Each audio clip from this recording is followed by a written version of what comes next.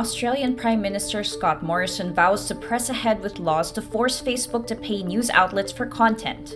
This comes after Facebook stripped the pages of domestic and foreign news outlets for Australians and blocked users in Australia from sharing any news content. Facebook says it was left with no choice given the new content laws. The Australian law will force Facebook and Google to reach commercial deals with Australian publishers or face compulsory arbitration. Meanwhile, analytics firm Chartbeat says total web traffic of Australian news sites dropped by around 13% after Facebook blocked their content. The data from New York-based analytics firm Chartbeat shows a pickup in traffic to news sites from Google is outweighed by a significant slump in traffic from Facebook.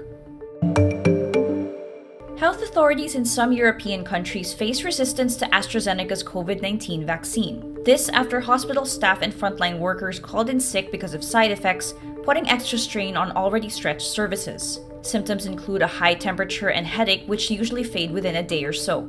Doctors say it's a normal sign that the body is generating an immune response. Staff at a hospital in Normandy, France experienced stronger side effects than seen with vaccines from Pfizer and German partner BioNTech. Health authorities in France issued a guidance to stagger giving AstraZeneca shots. 2 regions in Sweden paused vaccinations, while some essential workers in Germany are refusing it.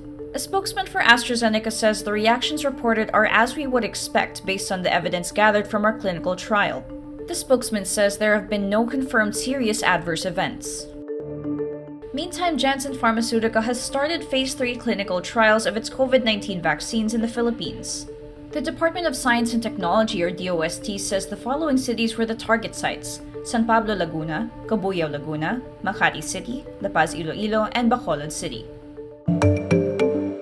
Malaysia's highest court finds news portal Malaysia Kini in contempt of court for reader comments. In a 6-1 decision, a federal court panel found Malaysia Kini was fully responsible for publishing the readers' comments that undermined the system of justice in the country, and fined the news portal 500,000 ringgit or more than $120,000.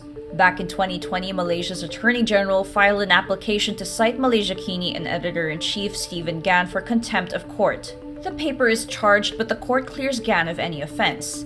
Malaysia Kini and Gan say they could not be held responsible.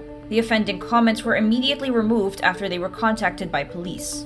In a country with a highly regulated media often dominated by state-controlled groups, Malaysia Kini has been a platform for the opposition and a critic of the establishment. Earlier this year, Gan said that in the 2 decades since he founded Malaysia Kini, its journalists were declared traitors, faced cyber attacks, kicked out of press conferences, arrested, and raided by the police. It is unlikely Malaysia Kini can appeal the verdict because the case was heard before Malaysia's highest court. Rights groups slammed the ruling. In a statement, Amnesty International's Malaysia chapter says the use of contempt of court is an example of the shrinking space for people to express themselves freely.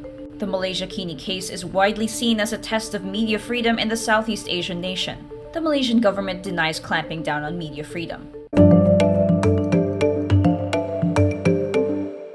A video claiming the Supreme Court only partially rejected the electoral protest filed by former Senator Bongbong Marcos against Vice President Robredo is false. Former Biliran representative and lawyer Glenn Chong posts a video of him on Facebook on Tuesday, February 16, echoing the wrong claim of Marcos lawyer Vic Rodriguez. Chong's video contains the caption, "Clarification on the alleged junking of BBM's protest. Mainstream media fake news."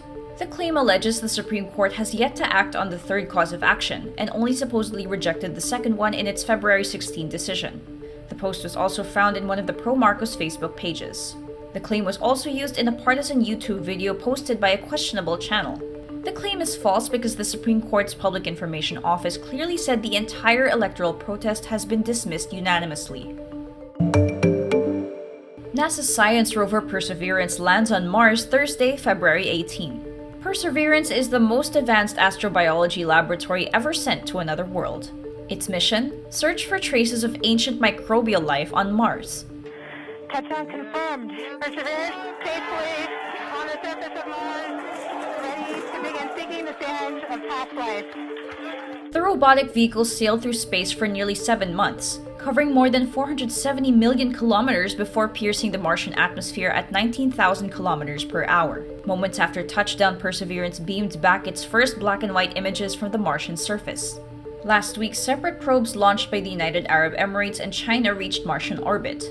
NASA has 3 Mars satellites in orbit, along with 2 from the European Space Agency.